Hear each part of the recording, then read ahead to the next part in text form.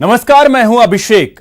आज की तारीख में हर सच जिस मुल्क की किताब में झूठ लिखा जा रहा है वो मुल्क चीन है। आज के इस शो में हम आपको चीन के उसी किताब के बारे में बताने जा रहे हैं जिसके जरिए चीन ने दुनिया को एक बार फिर गुमराह करने की कोशिश की। साथ ही आपको यह भी बताने वाले हैं कि कैसे बिना एक भी शब्द बोले हिंदुस्तान ने ड्रैगन की हेकड़ी निकाल कर रख दी। तो शुरू करते हैं आज का यह खास शो, ड्रैगन की न्यू डर्टी रिपोर्ट।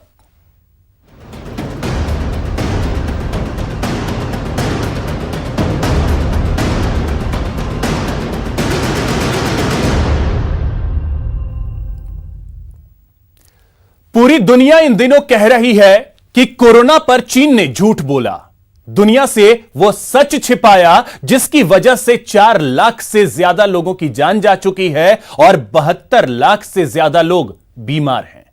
चीन ने अब इन आरोपों से बचने के लिए बतौर श्वेत पत्र एक नई चाल चली है जिससे दुनिया भर के लगाए आरोपों से छुटकारा तो मिले ही, साथ ही राष्ट्रपति शी जिनपिंग का चेहरा भी चमक सके।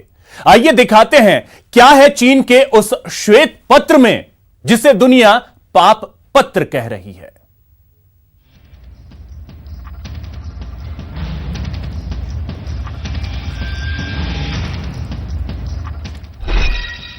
कोरोना फैलाने के आरोपों से घिरे जिनपिंग ने दी सफाई।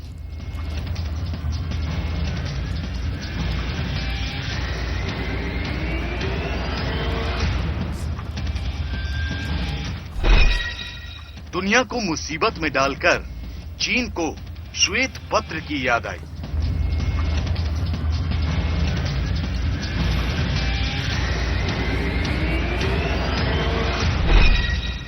अब कोरोना का श्वेत पत्र बनेगा जिनपिंग का फंदा।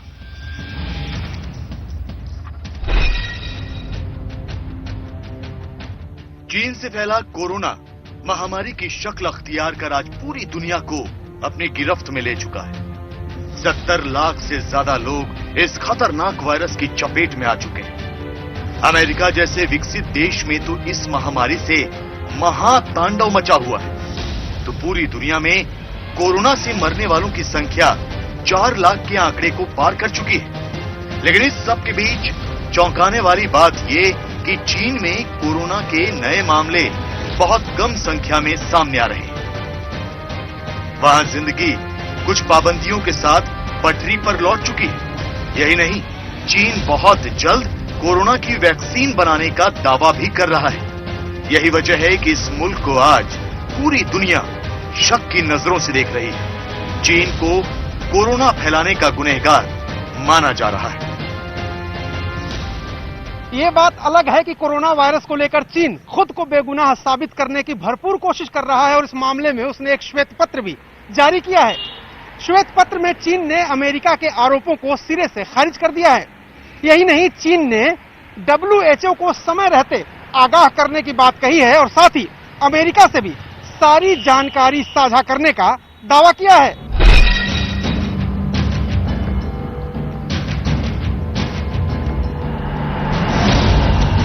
कल तक आक्रामक रणनीति और कूटनीति के जरिए चीन अमेरिका के आरोपों का जवाब दे रहा था।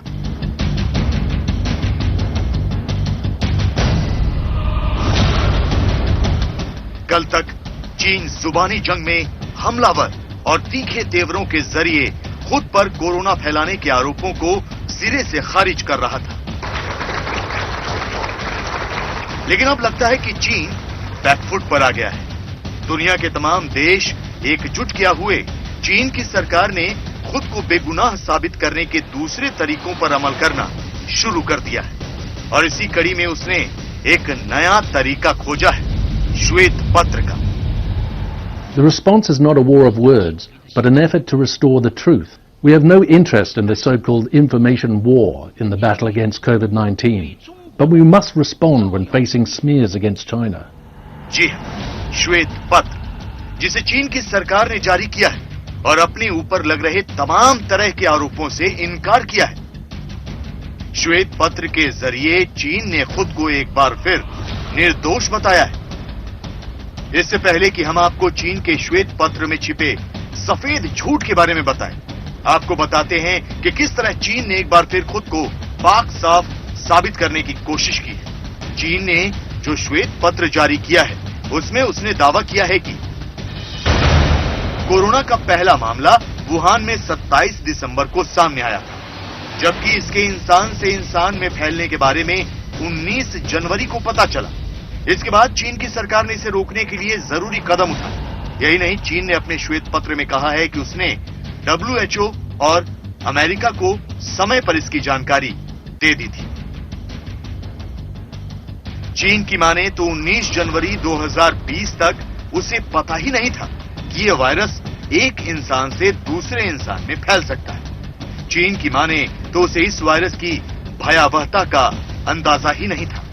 लेकिन सवाल यह कि चीन को इस मामले में श्वेत पत्र जारी करने की जरूरत आखिर क्यों पड़ी, जबकि वो अब तक कूटनीतिक तरीके से इस मामले पर अपना पक्ष वैसे भी रख रहा था।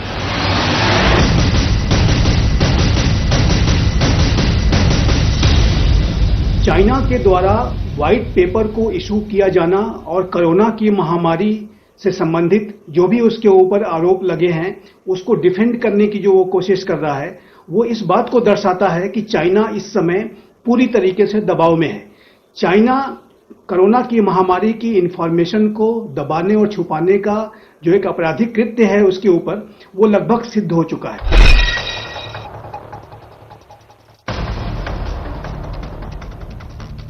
कारोबार के बूते सुपर पावर बनने का सपना देख रहे चीन को शायद समझ आ चुका है कि अब उसकी दाल नहीं गलने वाली। अब दुनिया उसकी बात नहीं मानने वाली।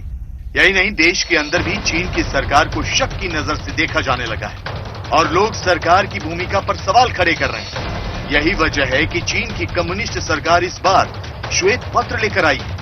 इसे इसी बात से समझा जा सकता है कि श्वेत पत्र में राष्ट्रपति शी जिनपिंग का खूब महिमा मंडन किया गया।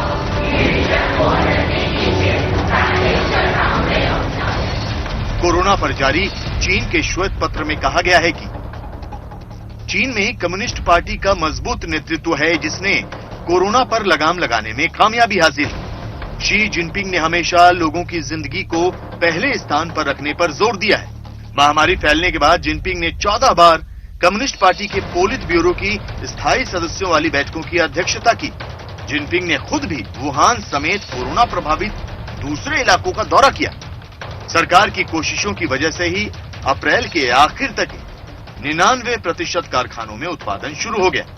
95% भारी परियोजनाओं का निर्माण फिर से शुरू होने लगा है। जाहिर है, चीन में फिलवक्त जिनपिंग का चेहरा चमकाने की कोशिश की जा रही है ताकि देश और दुनिया में चीन की सरकार की छवि को ठीक किया जा सके।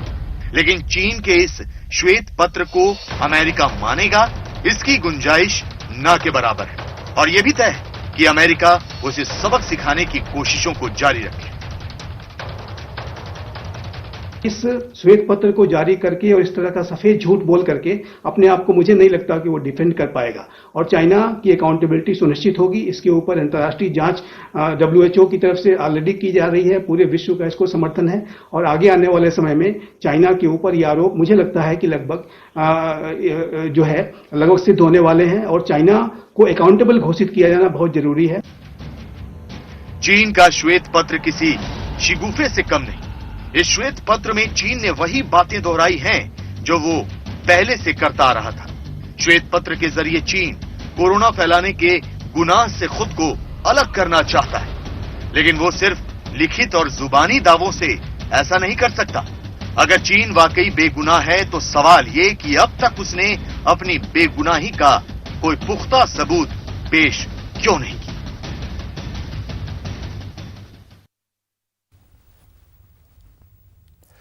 चीन का यह श्वेत पत्र किसी छलावे से कम नहीं है और कोरोना को लेकर चीन की भूमिका आज भी संदेह के घेरे में है, क्योंकि चीन ने न केवल इंडिपेंडेंट मीडिया ग्रुप को बैन किया बल्कि कई रिसर्च संस्थानों की उन रिपोर्टों को भी बैन किया जिसमें कोरोना से जुड़े कई चौंकाने वाले खुलासे थे।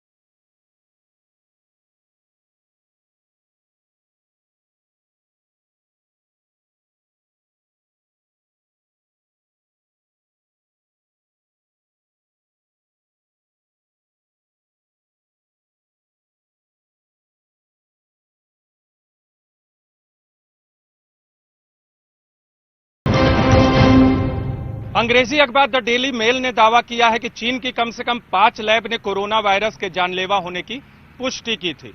इनमें से एक लैब ने तो दावा किया था कि यह वायरस इंसानों से फैलता है। बावजूद इसके चीन के अधिकारियों ने 10 दिन बाद कोरोना वायरस की मौजूदगी को स्वीकार किया।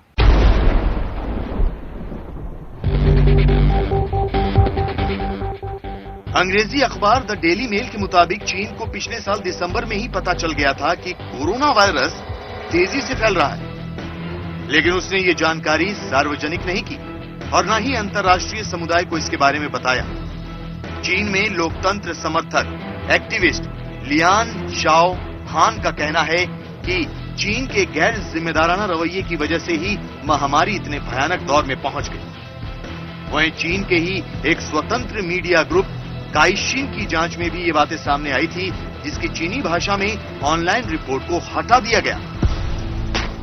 हालांकि इसकी अंग्रेजी में जारी रिपोर्ट अब भी मौजूद है। दरअसल चीन के काइशिन मीडिया ग्रुप को गुआंगझाओ की एक प्राइवेट कंपनी में एक रिसर्चर का एक सोशल मीडिया पोस्ट मिला था। इस पोस्ट में कहा गया था कि वायरस 2003 के सार्स कोरोना वायरस जैसा दिखता था, जो चमगादड़ों में रहता था। काइशिन मीडिया ग्रुप ने कहा कि लैब ने वायरस का जीनोम सीक्वेंस तैयार किया और Chinese academy of medical sciences को भेजा। एक और मेडिकल लैब ने चेतावनी दी कि वायरस कम दूरी पर बूंदों के जरिए फैल सकता है या सांस संबंधी रोगों के सहारे भी हो सकता है। लैब ने साफ साफ कहा कि ये इंसानों से फैलने वाला है और तीसरी कंपनी ने भी जेनेटिक सीक्वेंस सार्स जैसा पाया। एक तरह की साजिश रच रहा है ताकि जो इंटरनेशनल कम्युनिटी का कोई अन्य सदस्य इस कोरोना की वैक्सीन को पहले न बना ले, और चाइना अब इस तरीके की जो साजिश के माध्यम से भी अपने डोमिनेंस को बढ़ाने की कोशिश कर रहा है। तो ये चाइना का जो दोहरा चरित्र है, चाइना का लगातार जो धोखे वाला चरित्र है, वो सामने दिखाई दे रहा है। चीन अपनी बेगुनाही के सबूत पेश भी नहीं कर सकता, क्योंकि उसकी नीयत में हमेशा से खोट रही है। यकीन नहीं आता तो आपको सबूत दिखाते हैं। अंग्रेजी अखबार द डेली मेल की रिपोर्ट के मुताबिक वुहान के वायरोलॉजी इंस्टीट्यूट के डायरेक्टर ने नेशनल हेल्थ कमीशन से टेस्ट या डेटा को सार्वजनिक नहीं करने को कहा। बिना आधिकारिक इजाजत के पैथोजन टेस्टिंग या फिर एक्सपेरिमेंटल एक्टिविटीज की जानकारी छापने पर रोक लगा दी गई। करीब 8 दिन बाद शंघाई के एक प्रोफेसर ने सीक्वेंस को पब्लिश कर दिया तो उनकी लैब को बंद कर दिया गया। इसके बाद चीनी अधिकारियों ने जीनोम को लेकर तो बात स्वीकार कर ली, लेकिन इंसानों से फैलने वाली बात 20 जनवरी तक नहीं बताई। चाइना ने इस पूरी जो बीमारी है इसकी इंफॉर्मेशन को लगातार दबाने और छुपाने की कोशिश की, अपने साइंटिस्ट को हरास करने की कोशिश की, अपनी लैब्स की रिपोर्ट्स को दबाने की कोशिश की, WHO पर दबाव बनाया, इंटरनेशनल फ्लाइट्स पे रोक नहीं लगाई। तो इससे चाइना की जो आपराधिक साजिश है वो लगभग सिद्ध हो चुकी है। चाइना इस तरह के श्वेत पत्र के माध्यम से सफेद झूठ बोल करके बच नहीं सकता है और चाइना के ऊपर लगातार जांच की जा रही है। चीन के ही एक मीडिया ग्रुप से मिली जानकारियों के आधार पर अंग्रेजी अखबार में जो रिपोर्ट छपी है उससे साबित हो जाता है कि वहां की सरकार का श्वेत पत्र जारी करना किसी छलावे से कम नहीं। यही नहीं, अंग्रेजी अखबार की इस रिपोर्ट के मुताबिक विश्व स्वास्थ्य संगठन को 31 दिसंबर 2019 को कोरोना के बारे में बताने से पहले 9 मरीजों के सैंपल देश की अलग अलग लैब में भेजे गए थे। दक्षिणी चीन के गुआंगझाओ की एक जीनोमिक्स कंपनी को 65 साल के डिलीवरी मैन के सैंपल में जो मिला वो बेहद चिंताजनक था। पहले वहां से वुहान के अस्पताल में फोन पर अलर्ट भेजा गया और फिर उसका सीनियर स्टाफ सैंपल लेने खुद वुहान पहुंचा। लेकिन चीन ऐसी तमाम तरह की सच्चाइयों पर पर्दा डालता रहा और आज भी वो वही करने की कोशिश कर रहा है। चाइना ने इस तरह की जो आपराधिक साजिश रची है उसके पीछे चाइना ने बहुत ही बड़ी रणनीति के साथ काम किया है। चाइना एक तीर से कई निशाने लगा रहा था। चाइना इस पूरी कोरोना की महामारी को विश्व में फैला करके पूरे विश्व की इकोनॉमीज को टारगेट करना उसका पहला लक्ष्य था और उसके साथ साथ जो मानवीय त्रासदी है उससे भी देश जो है कमजोर होंगे। सच्चाई को ज्यादा देर तक छिपाए रखना किसी के बस की बात नहीं। ऐसे में बहुत मुमकिन है कि चीन के खिलाफ दुनिया भर के देश एकजुट होकर कार्रवाई करें और उसे उसके किए की सजा मिले, क्योंकि चीन की वजह से ही आज तमाम देश इस महामारी से जूझ रहे हैं और लाखों की तादाद में लोग अस्पताल के बिस्तर पर पड़े। एक ओर चीन ने जहां कोरोना फैलाकर पूरी दुनिया को मुसीबत में डाल रखा है, वहीं अपनी विस्तारवादी नीति की वजह से भारत को परेशान करने की कोशिशें भी शुरू कर दी हैं। हालांकि पिछले 1 महीने में भारत ने चीन की ऐसी घेराबंदी कर दी है जिसमें उसका दम घुटने लगा है और वो बाहर निकलने के लिए छटपटा रहा है।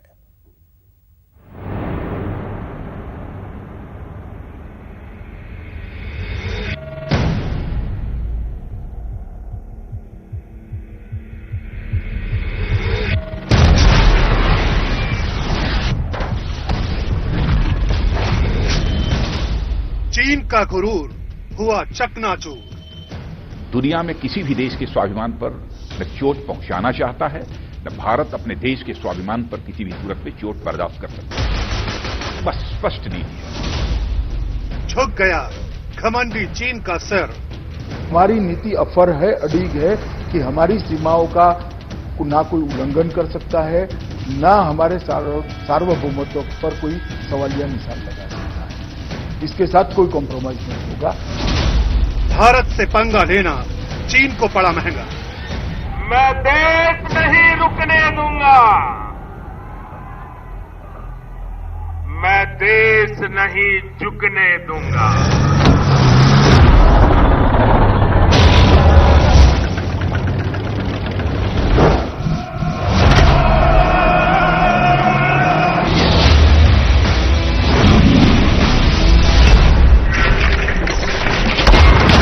चीन को क्या लगता था वो कुछ भी करेगा और भारत चुपचाप बैठकर देखता रहेगा। लगता है कि चीन ने भारत के शांति पाठ का कुछ और ही मतलब निकाल लिया था। ये सच है कि भारत हमेशा से शांति का पक्षधर रहा है और आगे भी रहेगा, लेकिन दुश्मन को उसी की भाषा में सबक सिखाकर उसे दायरे में रखना भारत को बखूबी आता है। कोरोना काल में चीन ने लद्दाख में तनाव फैलाया। जिनपिंग को लगा कि अब भारत के सामने झुकने के सिवाय कोई रास्ता नहीं है, लेकिन प्रधानमंत्री नरेंद्र मोदी ने चीन की चाल का चीन की भाषा में ही ऐसा जवाब दिया कि चीन चारों खाने चित हो गया। चीन अभी तक 1962 की नींद में ही सो रहा है। शायद यही वजह है कि उसने उस नींद में लद्दाख में फिर से वही पुरानी चाल चली। चीन ने कुछ इलाकों पर अपना दबदबा दिखाते हुए अपना दावा पेश कर दिया, लेकिन चीन शायद ये भूल गया है कि ये 1962 का नहीं बल्कि 2020 का भारत है। जवाब में भारत ने चीन को इस तरह से घेरा कि उसकी सिट्टी पिट्टी गुम हो गई। लद्दाख में चीन को उसी की भाषा में जवाब देते हुए भारत ने सीमा पर सैन्य तैनाती बढ़ा दी। फिर कूटनीतिक सामरिक रणनीति को मजबूत करके LAC के इलाके में चीन को करारा जवाब दिया। ऑस्ट्रेलिया के साथ कई सामरिक समझौते करके चीन को बता दिया कि वो इस बार होश में रहे। इन सब के साथ प्रधानमंत्री मोदी ने आर्थिक नाकेबंदी की घेराबंदी करके चीन को तड़पने के लिए मजबूर कर दिया। प्रधानमंत्री नरेंद्र मोदी की इस चीन नीति का ही असर है कि अमेरिका आज खुलकर भारत के साथ है। ऑस्ट्रेलिया जैसे देश भी चीन के खिलाफ मोर्चेबंदी में भारत का साथ दे रहे हैं और LAC पर भारत की बढ़ती ताकत देखकर चीन भी शांत बैठा है।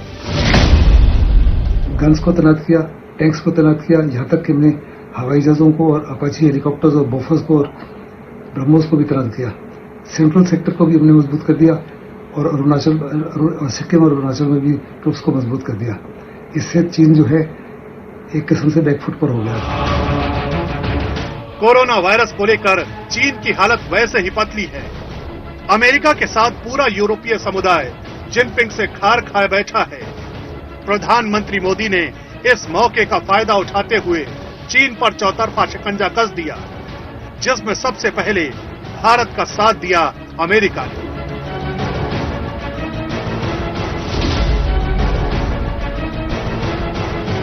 पहले कड़वाहट के बावजूद अमेरिका और चीन के बीच व्यापार पर असर नहीं पड़ता था, लेकिन कोरोना काल में दोनों देशों के बीच तलखियत इतनी ज्यादा हो गई कि चीन आर्थिक मुसीबत की दलदल में घिरता जा रहा है। चीन के कुल निर्यात में अमेरिका का हिस्सा करीब 17% रहा है, लेकिन अब ट्रंप ने चीन के खिलाफ कई कड़े फैसले ले लिए हैं। अमेरिका ने चीन के कई सामानों पर कस्टम ड्यूटी बढ़ा दी, जिसका नतीजा ये होगा कि अमेरिका में चीनी सामान महंगे हो जाएंगे। अमेरिकी सीनेट ने अमेरिकी कंपनियों को चीन से बाहर निकालने का बिल पास किया। इसका नतीजा ये होगा कि अमेरिकी कंपनी बिना किसी कानूनी बाधा के चीन छोड़ सकती है। चीनी विमानन कंपनियों को अमेरिका के लिए सप्ताह में केवल 4 उड़ानों की अनुमति मिली, जिसका नतीजा ये होगा कि चीन और अमेरिका के बीच व्यापार करीब ठप हो जाएगा। चीन के कुल निर्यात में अगर अमेरिका के 17% के साथ भारत का 3% वाला हिस्सा भी जोड़ लिया जाए तो ये चीन के लिए सबसे बड़ी आर्थिक चोट होगी। चाइना को बहुत बड़ी घात लगने वाली है। उसके यहां बेरोजगारी फैलेगी क्योंकि हजारों लाखों आदमी उन कंपनीज में काम करते थे। उसके यहां टैक्स आने कम हो जाएंगे। चाइना की अर्थव्यवस्था बिल्कुल उथल पुथल हो जाएगी इन कंपनीज के जाने से। चीन की अकड़ और जिद ने आज उसे ऐसी जगह खड़ा कर दिया है जहां उसके सामने अंधेरा ही अंधेरा है। कोरोना वायरस की जानकारी छुपाने के गुनाह ने उसे आज कहीं का नहीं छोड़ा है। ऑस्ट्रेलिया और कनाडा के अलावा यूरोपीय समुदाय के कई देशों ने चीन का साथ छोड़ दिया है, जिसका सीधा असर चीन के बिजनेस पर पड़ा है। इस मामले को ऑस्ट्रेलिया को बानगी बनाकर समझा जा सकता है। चीन दुनिया में सबसे ज्यादा स्टील आयात करता है। चीन स्टील उद्योग के लिए कच्चा पदार्थ ऑस्ट्रेलिया से मंगाता था। कोरोना वायरस की जांच को लेकर चीन ने ऑस्ट्रेलिया से संबंध खराब कर लिए। ऑस्ट्रेलिया से चीन को स्टील का कच्चा माल आना पहले से कम हो गया है। चीन के रिश्ते नाते बाकी देशों से भी बिगड़ रहे हैं, जिसकी बदौलत वो चीन का सामान खरीदना बंद कर रहे हैं। चीन में आर्थिक डिफिकल्टीज बहुत बढ़ रही हैं और इससे बहुत ही बड़े पैमाने पर चीन जो है बैकफुट पे है। चीन में बेरोजगारी फैलेगी, आक्रोश फैलेगा। किसी भी देश के लिए उसकी आर्थिक नीति सबसे अहम होती है, लेकिन चीन की गड़बड़ चाल ने सब बिगाड़ कर रख दिया। चीन के राष्ट्रपति आज अपने घर में कई मोर्चों पर घिरे हैं। भारत और अमेरिका छोड़िए, आज चीन की अपनी अंदरूनी हालत ही ठीक नहीं है। खजाना खाली होता जा रहा है, युवाओं में बेरोजगारी बढ़ रही है और सीमा पर तनाव के कारण आर्थिक नीतियां फेल होती जा रही हैं। हालत यह है कि जिनपिंग अपने घर में ही चारों तरफ से घिर गए हैं। कोरोना के बाद चीन में उद्योग धंधे तो शुरू हो गए, लेकिन डिमांड नहीं है। दूसरे देशों से भी बिजनेस करीब बंद है। इस वजह से चीन में लोगों की नौकरियां जा रही हैं। एक रिपोर्ट के मुताबिक मार्च महीने में चीन की बेरोजगारी दर 5.9% थी, जो अप्रैल महीने में बढ़कर 6.2% हो गई। यानी एक महीने में चीन में करीब 2,70,00,000 लोगों की नौकरी चली गई। दरअसल ये भी कोई बहुत पक्का आंकड़ा नहीं माना जा सकता, क्योंकि चीन में केवल शहरों का आंकड़ा रखा जाता है। एक रिपोर्ट के मुताबिक चीन में करीब 29 करोड़ लोग प्रवासी मजदूर हैं, जो कंस्ट्रक्शन, मैन्युफैक्चरिंग और दूसरे तरह के निर्माण के काम से जुड़े हैं। अगर इस तबके को मिला लिया जाए तो मार्च के अंत तक चीन में बेरोजगारी की दर 8 करोड़ तक पहुंच जाती है। जीपेंग और कम्युनिस्ट पार्टी की छवि गिर गई है। वहां पे किसी प्रकार का प्रदर्शन जो है उसकी इजाजत नहीं है। और 1989 में अगर आपको याद होगा तो उस प्रदर्शन जो तियानमेन स्क्वायर में प्रदर्शन हुआ था, उसमें चीन को टैंक्स का इस्तेमाल करना पड़ा। लेकिन अभी साफ तौर पे नजर आता है कि अगर दोबारा इस माफी के हालात हुए जो होने जा रहे हैं, तो इस पर चीन कंट्रोल नहीं कर पाएगा।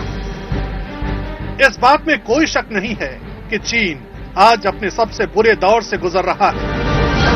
उसकी केवल एक वजह है और वो है भारत। चीन ने कोरोना मामले से दुनिया का ध्यान खींचने के लिए भारत के साथ सीमा विवाद शुरू कर दिया, लेकिन प्रधानमंत्री नरेंद्र मोदी से पंगा लेना जिनपिंग की सबसे बड़ी भूल साबित हुई। तो इसी के साथ इस खास पेशकश में इतना ही। नमस्कार।